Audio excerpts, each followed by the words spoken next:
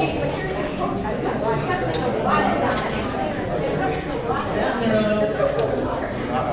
they got the president here. She noticed. She noticed 20 minutes.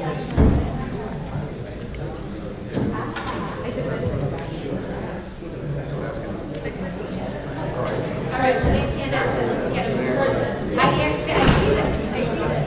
We're gonna hand these kids to. Yep.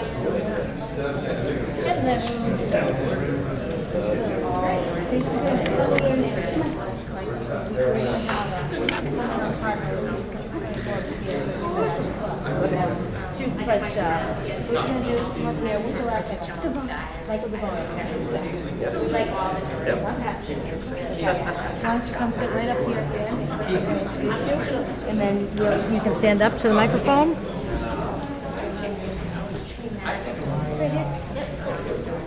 So first is going to call you guys up, and they'll get to say the pledge of the mic, right? You can do it, we're just going to do it together. We're going to one hand. All right, and then you can go back and be done and sit with your troop.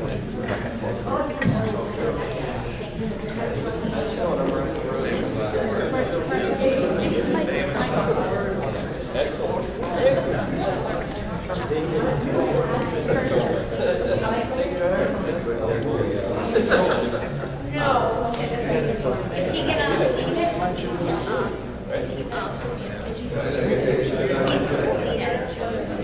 The little kid is gonna do it. Okay. All right, here we go.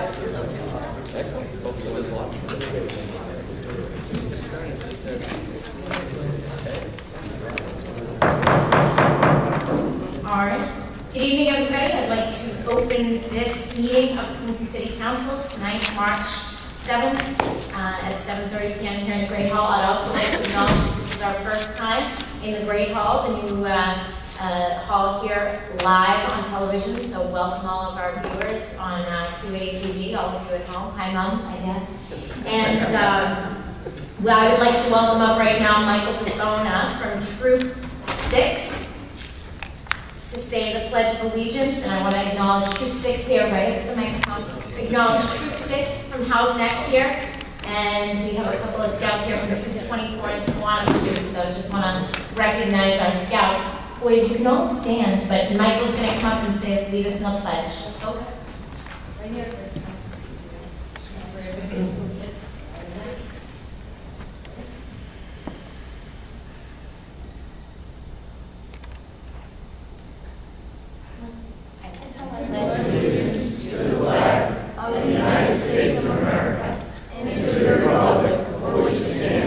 One nation, under God, indivisible, with liberty and justice for all. Great. Thank you very much. Thank you, boys.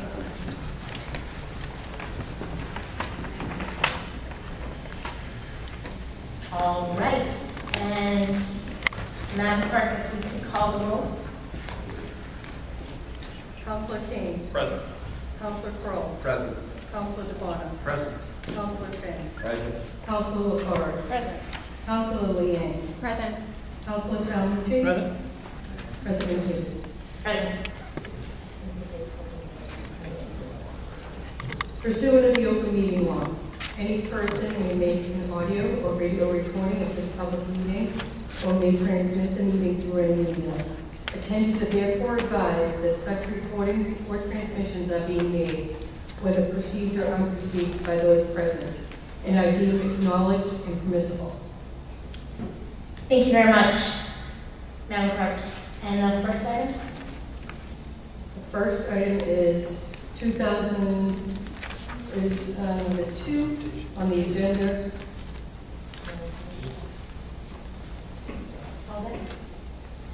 The first is a presentation by Sheriff Pilati to help prevent addiction and invest in our kids. Sheriff Pilati. Great. Sheriff, thank you for coming this evening. Thank you. Thank you for having me, Madam Chair, so you your membership. This is going to be very, I would say, somewhat brief and not controversial, hopefully. It's just a presentation of the role of sheriffs. I do this occasionally to the newer folks. Been here before. I want to congratulate the new councils, Nina, for a job well done. Hitting the ground the sheriff. Been there 17 years, believe it or not. There were 14 sheriffs in Massachusetts. 98% of what we do is gain custody, re-entering offenders back into the career like Quincy did on Brookline, Weymouth, on a daily basis. Statutorily, that is our core mission. And you see a lot of other things we do in the community, but out of our $33 million budget, most of it, or probably up to 31, 32 million, is going towards that core mission. Offenders stay no longer than 2.5 years. The average stay is 9 months. They're coming primarily from our district courts. And what we've been doing over the past several years with federal grants and for really shifting our resources and mostly investing in collaborating with stakeholders throughout Norfolk County, South Shore, and even the Boston area, is bringing down really the four walls of the jail. Years ago, you get an offender with some type of addiction for the most part, and 80% have a substance abuse issue. Many don't have any violence on their record, but they're there because they, under the influence of drugs and alcohol, or possession, or small amounts in terms of distribution, they were arrested. And most of them there for things like larceny, OUI, 3rd, 4th, 5th offense, assault and batteries, violation of restraining orders. But again, many of the core issues is the substance abuse. Although when we do look a little deeper beyond that, when these offenders come to us, and with the 14 days, we assess every single offender with a multidisciplinary board. And we do find that they sometimes have deficits, whether it's health care, mental health issues, education, both lack of vocational.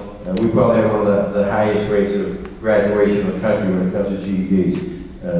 So what we've done, I would say over the past 5, 6, 7 years, we have invested very, very much dollars, resources, shifting the paradigm with folks like the Bay State Community Service, Managed Community Health, the Gavin Foundation, South Shore Mental Health, even the Adult Basic Education Program in Quincy. We have our OCC Center, which is really me and probation on a parking way, by the old Outback, Petco, that area. About 40 probationers who were sent there by Judge Cove and another judge in Quincy District Court go there for community service, drug testing, and all those other programs I talked about. What national studies that we've seen anecdotally, and what we've done with our own studies, we've been measuring the success, or hopefully the success of our reentry programs for the past 5 years. Northeast University has measured how many offenders are in our reentry programs, and right now we're close to concluding to what extent our programs or reentry programs in general work. And what we find is if the offender is tied to these stakeholders, these entities, these nonprofits, these human service providers that I just mentioned, and many more, if they're connecting with them before they release from jail, 30 to 60 days, sometimes even 90. We even have recovery home beds throughout the greater Boston area where we can place an offender, sometimes on our bracer program, sometimes, they're primarily in our jurisdiction. So those are the partnerships that we have really strengthened over the years so that offenders, and it's been kind of meted out nationally by every kind of authoritative report and study, is that an offender that is tied to the community, whether it's drug testing and those other issues, as they're leaving, this opportunity or the chance or the risk of recidivating drops dramatically. And we're finding through our studies that our recidivism rate is about 25–30%, which is it's not a great story to tell, but it's a much better story than the national average. And we've been doing it again. My staffing levels 4 or 5 years ago were 380, 85 employees. Today it's about 330. And what we've done with that money is we've used it in the community with the folks that you work with every day, making sure that they're working on the difficult issues that society faces. These offenders, in many ways, of I guess unfortunately the ideal clientele for them. Although they're dealing with so many other folks with these stakeholders in Quincy and beyond that don't end up in jail, much of the issues that these offenders have coming out of jail can be addressed by the mission and the work they do every day. We've worked very closely with Councilor Finn over the years in terms of housing issues. His leadership in the greater Boston area is really recognized by anyone that understands that issue. And I thank you for that, Joe, for all your leadership. So, I guess in closing, I'll say this. We have focused on our core mission. Quincy is the biggest city, and Quincy deals with the most offenders being released back into our communities. Years ago, it was AA meetings, it was a pretty good program in the jail, but when they were released, they were given a couple bucks on the bus or drop, and they weren't connected to anybody in the community. Now they're being connected. It's almost, a seamless transition to those type of areas where they may have deficits, and it's having a dramatic impact. But beyond that, you hear about us in other ways. We do some public safety work with Chief Keenan and Chief Barron. We like to consider ourselves kind of this central kind of resource where we can create what I call, honestly, complementary supportive programs in public safety. We do a lot with Lieutenant Glenn in terms of intelligence gathering, social drug task force, and the mayor has provided, as you folks have, the leadership that we work with. And we follow them in many ways in terms of the community on the substance abuse issue and the opioid crisis. And you folks, should be commended for taking that issue head on and recognizing that it's a real issue. It's not going away soon, and that we have to work together on it. So with Chief Keenan, we have about 5 canines. We are sometimes called in Quincy to assist in kind of a police role. We do a lot of tactical work with a regional tactical team, police team, or group. It's called METLEC or MetroLEC, which participates with the other communities in Norfolk County. We also have our senior programs, our IOK program, which is really a computerized telephone reassurance program with a deputy sheriff who's right there calling seniors. In Quincy, there's 145 seniors participating. Our youth camp, which is at 10 to 14 year-old age group. It's a week-long. It's, I guess we call it the Sheriff's Youth Academy. It's probably one of the most extensive road courses in New England. Quincy has about 400 10 to 14 of us going through that every summer. But more importantly, we have an incredible relationship with the school department. Every middle school is taking advantage of that during the school year, whether it's a 1 or 2 day program. Sterling has the strongest partnership with us. They're very committed, and they're bringing these kids, these young folks to the camp during the fall, even the winter sometimes, springtime, and they're taking advantage of that leadership building curriculum that's tied to what they're trying to do every day in the schools. And Quincy High has over 100 freshmen that go through that same program. And the program basically, it's based on giving kids the tools to say no to certain challenges, the negative peer leaders, or the negative influence that they're going to meet as they get more freedom from that age of 10 to 14, 15, 16. It is tied into team building, and actually, the elements, some are 40 feet high. It's not supposed to be like a parallel park. It's supposed to be about really using that component integral to really the broader mission, which is be a positive role model, provide leadership, support each other, and that's what they're actually doing physically during that process. And it reinforces what you folks do every day in terms of your support for the school department and the use of Quincy, and what families and teachers are trying to do every day in Quincy. So, we've been blessed that we've had folks like Chief Keenan and the fire chief and the council agent director and folks within the school department, Victor Christopher, who've allowed us to work in Quincy and to bring what we call, again, complementary. We know they're on the front lines every day. You're expending many more resources than we could ever afford to. But we're trying just to assist in ways that kind of bring, I guess, a more efficient and effective delivery of services in those areas. So I want to thank you. Obviously, I live in Quincy, the jails in Dedham, the camps in Braintree, day reporting center in Quincy. But Quincy, I think more because of the relationships, formal and informally, tends to look to the sheriff's office as kind of a, if not a major role player, at least a, somewhat significant play in terms of these services and how we work, and also work with Quincy District Court. So that is really just my update for today. Anybody who is, I guess folks at home who are looking to sign their child up for the camp, Margaret part of the I think it's August 2nd? August 2nd? No, I mean, March 28th. March what? 29th. 9 a.m. this year or 9 a.m.? Go on the website. I probably just aggravated many people, but go on the sheriff's website, and that's something where that fills up in 15 minutes.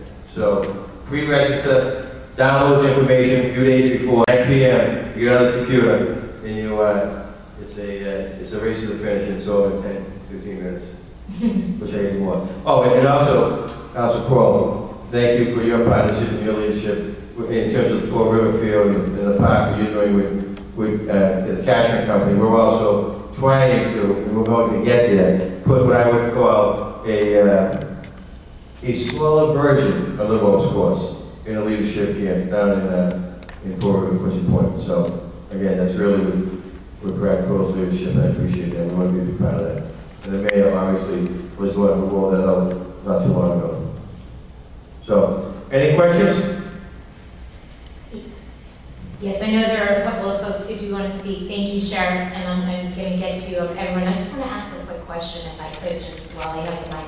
But part of your camps, does it talk about where, you know, the realities of actually being incarcerated, talking to the kids about the loss of freedom? I always think that brings it home when they see, you know, this is what can happen to you when you take that path and we make those wrong decisions. Well, we do have correction officers, K-9 officers, and fire safety correction officers who talk about a specific area, but they will incorporate bad decision making and how a lot of these offenders, they're not really there because of that one decision that got them arrested that particular day or night that sent them to court and in jail. We talk about how it really begins around the 10, 11-year-old, and they start making these kind of what we call small, you know, kind of bad decisions. I'm not doing homework, marijuana, you know, staying out late, and others going to teach the parent, and how it began there. We also have offenders, young offenders, who will speak to groups of kids. We're reinstituting our floors, which we, for a while, because of the budget, was often. But right now, a couple of our correction officers will become DAR officer trained and trained as basically, you know, school resource officers. We're going to, and what we do in that environment at the jail, they tour the jail and they sit down with two offenders, typically Quincy, Wayne, Dedham, probably no older than 22, 23, and they talk about the bad decision making. In terms of course, I mean the camp, that's all positive, but it does talk about the negative impact. Great, thank you. Thanks. Councilor Finn. Thank you, Madam President. Sheriff, I just wanted to make the point here this evening, and I think most people understand it, but whatever difficulties or problems that we might have within our community, ultimately, we pretty much see them all, quite honestly. And you mentioned that you've been in for 17 years, and interestingly, and I'm not sure people are even aware of this, but for that 17 years, you're probably one of the first sheriffs in all of Massachusetts to really address critical reentry types of issues, particularly for people who are suffering from substance use disorders and linking them up to the appropriate types of treatment and housing and things that they needed to have a chance once they got out of your facility. And what's unique is that aside from those particular issues that you've dealt with very effectively in a very progressive way, that I think has had a dramatic difference in that recidivism rate. But you also look at the front door in terms of what are the things that prevent people from coming in. And quite honestly, and having any number of kids who've gone through it, but the leadership camp is unbelievable in terms of its approach. It's not just this idea of scaring kids, it's about building up what's positive and what's best in kids. And most of the kids who experience and come out of that have a very positive experience.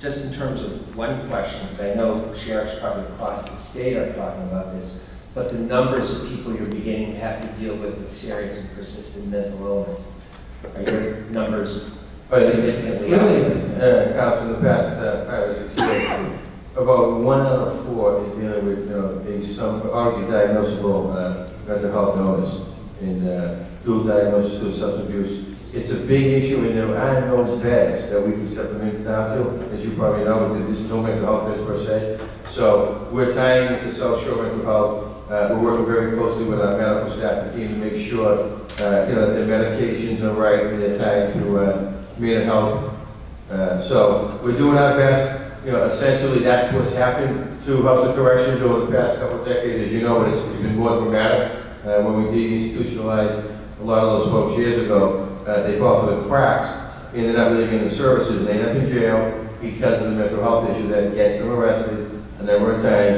and then once they're there, we have to deal with the issue, and we do our best. We do have a psychologist on staff. We have great vendors that work with us, a medical staff, and they're working with them every day. And I think the key again, like everything else, is just tying to what's already in the community, so that when they get out, they have a safety net. Well, it puts you in a very difficult position, particularly in terms of resources, because not much is being targeted statewide necessarily for these facilities and dealing with this particular issue, nor are they doing things at the front end necessarily to keep people out of falling into that. So I'm, for one, deeply appreciative for all the work you've done over the years to try to introduce and have people understand the complexity of what you're doing with. So thank you. Thank you, too, for your assistance and support whenever we need from a corrective perspective.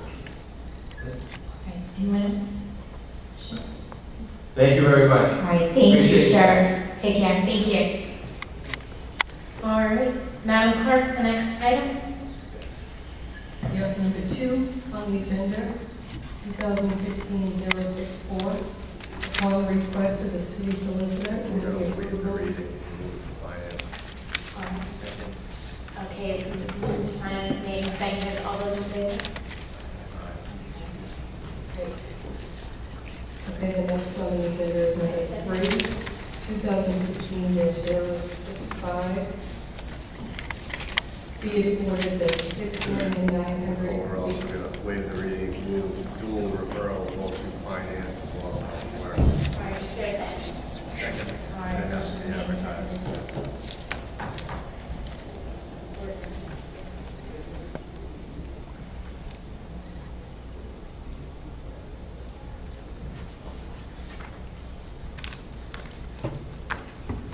Okay, so number 4 is 2016-063. Where is the city of Waive the Quincy? reading on the motion. Or on the... All right. All right, well, Councilor Palmentieri. Thank you, President Hughes. This is an amendment to our non-discrimination ordinance that currently exists in the city to amend certain words in that ordinance offered by Councilor Liang and myself. This was pending in committee at the end of last session. It's being reintroduced now for future hearing and deliberation by this body.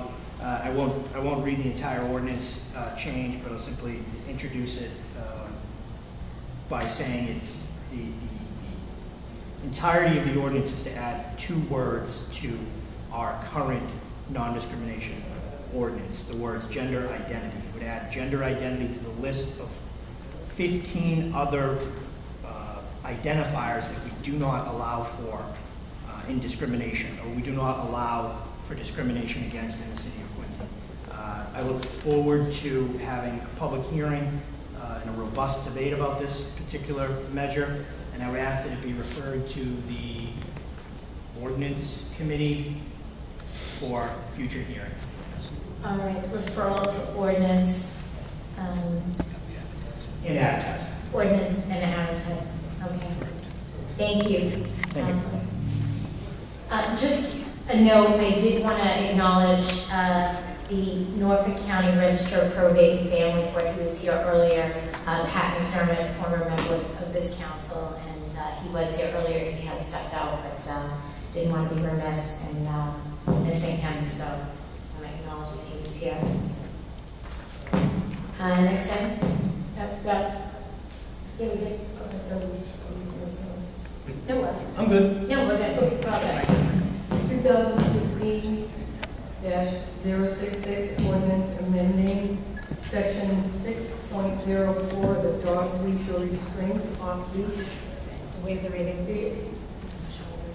Go ahead. Councilor Forrest. Thank you. This is an ordinance amendment that we're going to refer to ordinance and advertising this evening. And what it is the city of Quincy is looking to apply for a grant to construct a dog park. One of the requirements of the grant is to have areas designated in your community to allow dogs to be off leash. They're not going to fund a dog park if the ordinance prohibits off leash dogs. So So it's a bit, what comes first, chicken or the egg, right? So we are not talking about the area to be designated. I think that would be something that the park board would get involved in. What we're doing is just establishing an ordinance that allows, when we want to designate an area, at that designated area, the dogs can be off leash. So we will refer this to ordinance and advertising and discuss this later. And I believe Councilor Hughes, who's on this, needs to be amended on the order, the sponsorship. Yes. So it was co-sponsored by myself, Councilor Hughes, and Councilor Calhoun. Great, thank you. Ordinance and advertise. Thank you, Councilor Forrest. Thank you. Next item, Madam Clerk. Yes, next item is number 6 on the agenda, 2016-067. Be it ordained that the City of Quincy accept the following gift upon the conditions attached and therein set forth. Donor, various donors, gift $3,925. Waive the reading and just make sure that everyone is properly necessary to store correspondence. Great. Thank you. Next on the agenda. We need a second. We need to vote on it. Yes. Second the motion to approve by Councilor. Second motion to approve. Madam Clerk, call the roll. Yes. Councilor King. Yes. Councilor Crowe. Yes. Councilor DeBon. Yes. Councilor Finn. Yes. Councilor Forrest. Yes. Councilor Leanne. Yes. Councilor Calhoun. Yes. President Hughes. Yes. 8 members passes. Next item. Next item is number 7, 2016-068, a resolve seeking report on the city's effort to control and eradicate rodents. Whereas residents... Where's the reading? All right. Motion by reading. Councilor Calhoun, did you? I'll defer to. Very well. Councilor Kane. Thank you, Madam President. This is an issue that I know came up in the prior session of council last year. I know Councilor Palmucci had brought attention to it. It had come up a few times on the campaign trail in certain areas of Ward 3, most notably the Montclair area, which has been affected by a rodent issue. And we wanted to call this to light, the city bring it before the council so that we can have the Commissioner of Public Health and the Director of Inspectional Services come before us to share with us what might be some concepts and how we can, I guess, prevent this from becoming a greater issue and to address the issue at hand. All right, so referral to environmental and public health. Anything? And public safety. And public safety. Yes, please. All right. So the matter will be referred to those committees. If we could, Council President, if we could perhaps add this, this is a matter that I don't think would take a tremendous amount of time. If you see that we have a light agenda, perhaps on one meeting, if we could have it on the agenda and have the presentation happen maybe in a full committee meeting time, being available. Okay. Thank you. Good. Thank you. Next item. Madam Clerk. Number 8 on the agenda, 2016-069, resolve seeking update on the status of the city's collected FEMA maps. Whereas the city of Quincy submitted a letter for map revision. Councilor. Deal. Motion, we'll waive the reading. Okay. Motion to waive the reading. Councilor Forrest, did you wish to be heard? Yes, please. Yes. Okay, thank you. So this is a resolution co-sponsored by myself, Councilor King, Councilor Hughes, and the FEMA flood map appeal process has been a long one, and particularly an issue in wards 1, 3, and 5 because of their coastal properties. The city of Quincy, as you know, back in last June, submitted our appeal to FEMA. When it came back into the fall, they came back with us with questions, came in with additional information. They came back to us in December, asked for additional information. They're now coming back to us with updated maps. We have not received those, I haven't seen those, but additional amendments have been made. So what this resolution is doing is looking for an update from the administration to this body as to what's next in our process. Unfortunately, there's more process to go before these maps come to us for the updated amended vote. So we are looking to schedule this ASAP. The FEMA clock is going to be, has already begun ticking as to when we now need to come back with our latest response. So if we could get that scheduled too. Subsequent, I may do some neighborhood meetings or one-on-one flood map review with constituents, and should note the GIS, the new information is not yet loaded, so don't go looking for that, but as soon as we have it, we will let people know. So a lot of information coming our way, FEMA flood map updates finally here, so we'll be scheduling that. Great. Thank you. Thank you, Council Forrest. So referral to oversight? Or Oversight and Public Works. Public Works. Great. Thank you. Next item, Madam Clerk. Number 9 on the agenda, 2016-70, resolved. Motion. All right. Motion waived the reading. Councilor Forrest. Thank you, Madam President. I'll summarize this one. This was a resolution co-sponsored by myself, Councilor Kroll, Councilor Kane, and Councilor Hughes, relative to Quincy Hospital. As you know, Quincy Hospital, or Quincy Medical Center rather, abruptly closed, and the city has been in a tolling agreement, which is a legal term, as to what the outcome of that property is going to be. And it's something that I know myself and many of my constituents have been anxious about. So the property is actually in Ward 5, the other side of the street is in Ward 3. You know, and it was one of the city's biggest employers, definitely a citywide issue. So it was just in the Patriot Ledger the other day that the hospital is for sale. So I'm not sure how that transpired with the city. I'm really looking for an update from Solicitor General. I know we hired some outside counsel to look for that. So if we can get that scheduled too, I think it's past time for an update on that topic. Great. So environment, public health, maybe oversight? Yes. So oversight as well as public health. Great. Thank you, Councilor Forrest. Anyone else? Yes, Councilor Finn. If I remember correctly, they also had counsel related to this. It might be helpful to have them in where we are. Thank you, by the way, Council. Thank you, Councilor Finn. Anyone else wishing to be heard? No? Great. Thank you. Madam Clerk, next item. Number 10 on the agenda, 2016-71, resolved seeking. Okay, motion with the reading. Councilor Crowe. Motion. Thank you, Madam President. This is really just an evolution of a resolution I had introduced in the past 2 or 3 council sessions, encouraging the necessity to really take into consideration the condition of our road and infrastructure, and I think more importantly, brainstorm or bring to fruition an alternative funding source. As many of us know, sitting around here, and I thank all the ward councils for co-sponsoring this resolution. It is an issue that we deal with more frequently than not, but you know, certainly it's all order with roughly, I think, 247 miles of streets and 320 miles of sidewalk. There's a lot of infrastructure to be upkept. But I think my intention, or you know, the timeliness of this resolution is really coming into the outlay of the fiscal year 17 budget, and you know, asking the mayors and the administration to really consider making the repairs of roads and sidewalks a priority.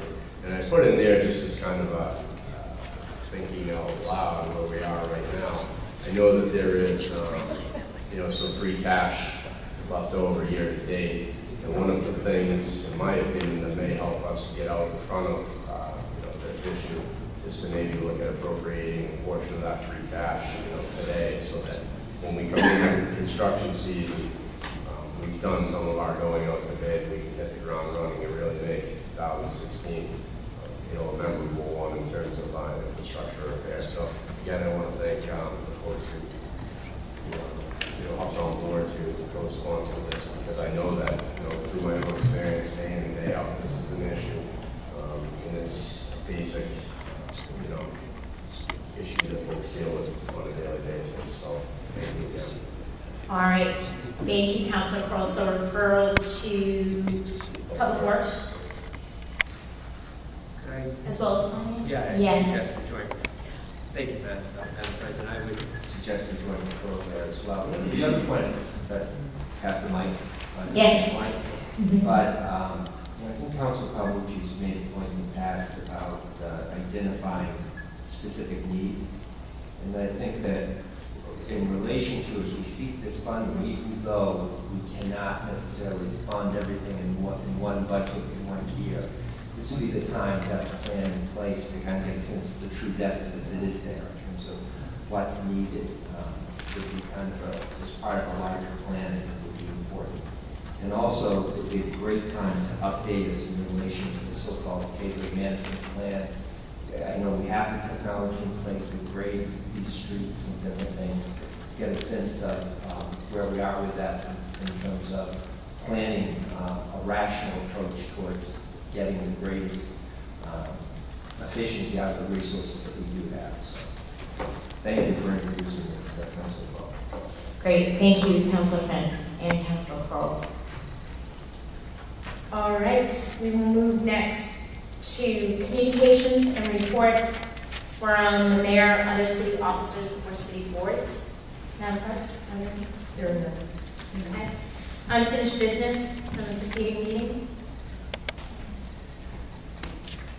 Reports of committees. Yes, Councilor LaForest. In the ordinance committee, we have some traffic controls.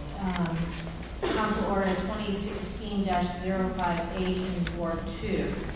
Stop signs northbound and southbound on Thompson Street intersecting with Farnham Street and with positive recommendation. Positive recommendation. Positive recommendation. All right, made and seconded. Discussion? Seeing none, Madam Clerk, can you call the roll? Councilor King. Yes. Councilor Crowe. Yes. Councilor DeBon. Yes. Councilor Finn. Yes. Councilor LaForest. Yes. Councilor Leeang. Yes. Councilor Calmucci. Yes. President Hughes. Yes. Council Order 2016-059 in Ward 3 with introduced by Councilor Kane, remove handicap parking at 113 Safford Street and with positive recommendation.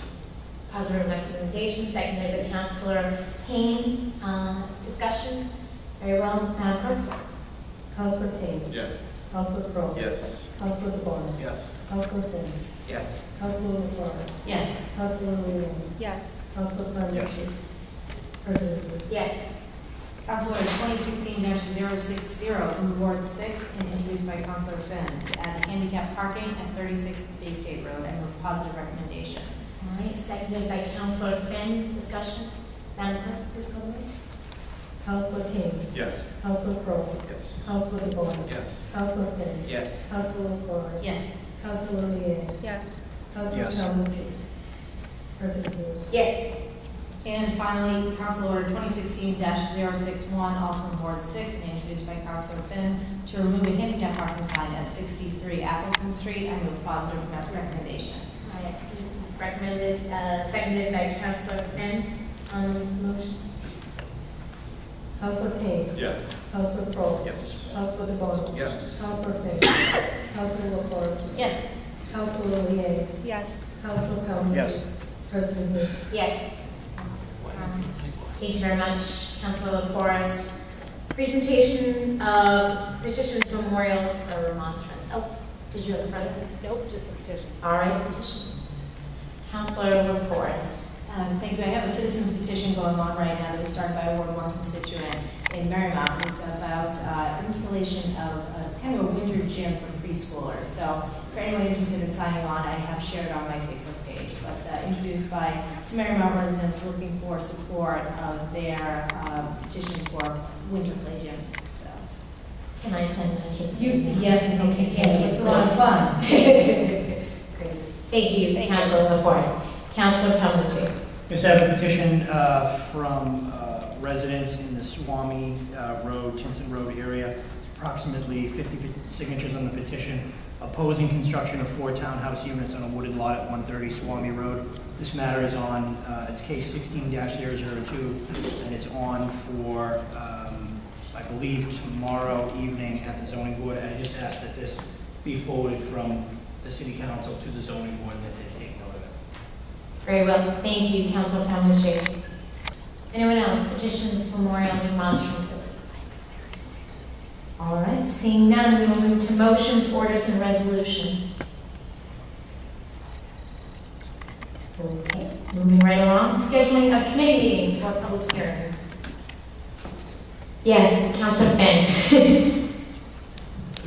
We could schedule a joint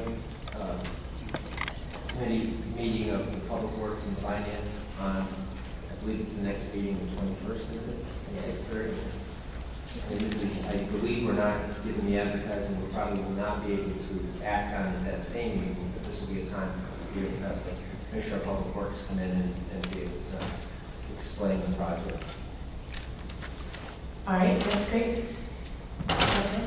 Can I also, more of a question, we just want to check with the chair of the Oversight Committee, Councilor Calmucci, but do we have, with the misclassification of employees, are we on track? Are we going to be scheduling a meeting in the near future related to that?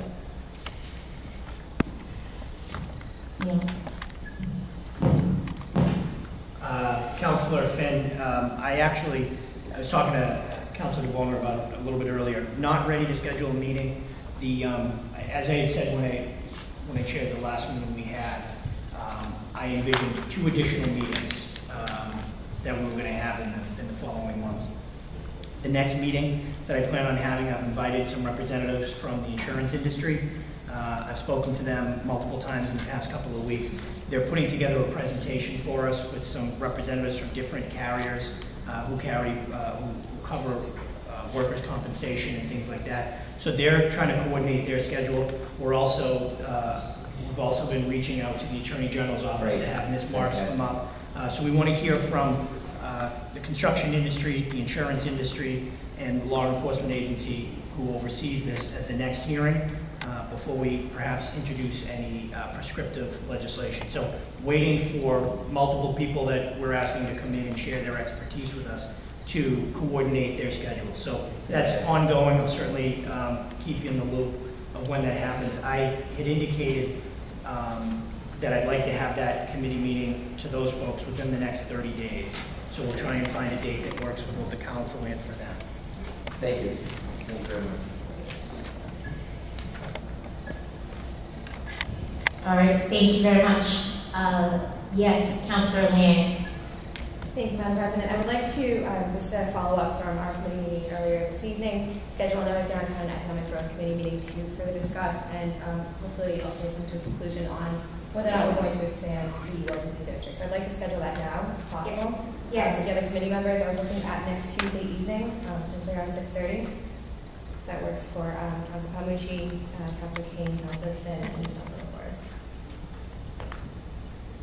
Is that Tuesday, 6:30? Yes, Tuesday the 15th at 6:30.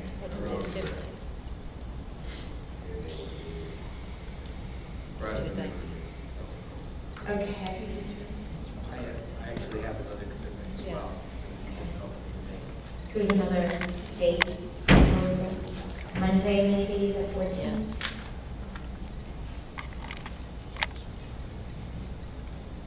There's a Wilson House. Yeah.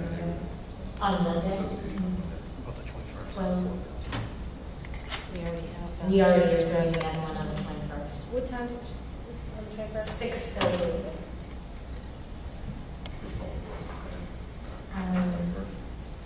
The clerk is saying the 16th on Wednesday, March 16th. 6:30?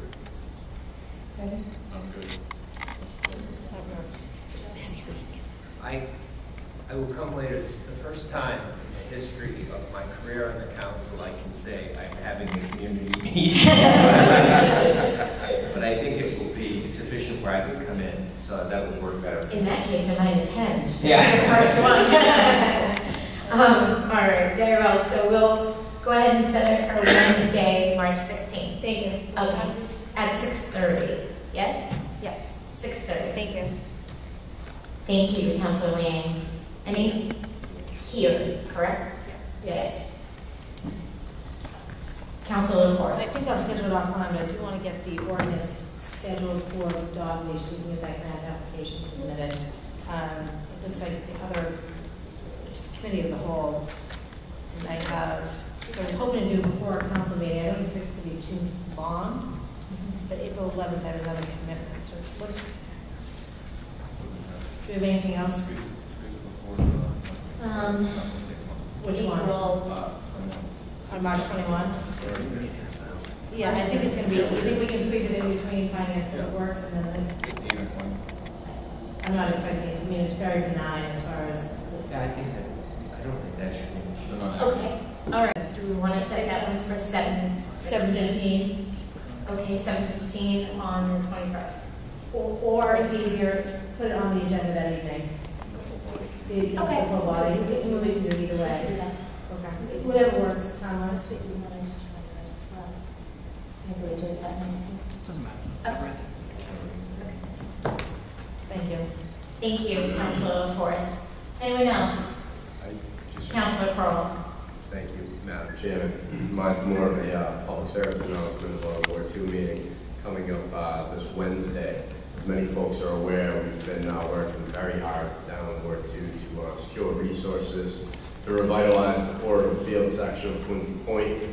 Many folks are aware that we do have funding in place, and this project is going to happen with a construction date taking place this spring.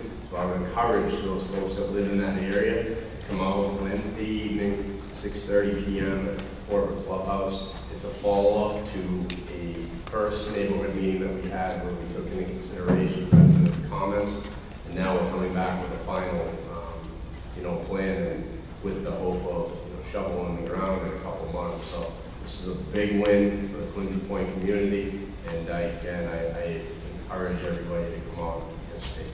Thank you. Thank you, Councilor Pearl. Yes, sir. Councilor Kane. Yeah, just want to direct the Ward 3 or anyone who might care. There's a proposal for a 135-room hotel in Ward 3 off of West Swan Street. There is a public hearing on Wednesday during the planning board session, which will start at 7 p.m. and it's here at Quincy City Hall downstairs on the first floor. There's some information on my website that I put up there about the hotel. It's been publicly announced, but please, advise citizens to show their favor or their opposition to this project at that time. Thank you, Madam President. Thank you, Councilor Kane. Anyone else? All right. At this time, I would entertain a motion to adjourn by Councilor Palmucci, seconded by Councilor Manning. All those in favor? Aye. Yes. I want to thank Assistant Clerk Nikki Crispo for being here this evening. Thank you, Nikki. Wonderful job. Thank you all. Good evening. This is what happens when I don't talk to her. I know. I don't know what's wrong with the voice. Yes, your vote. There you go.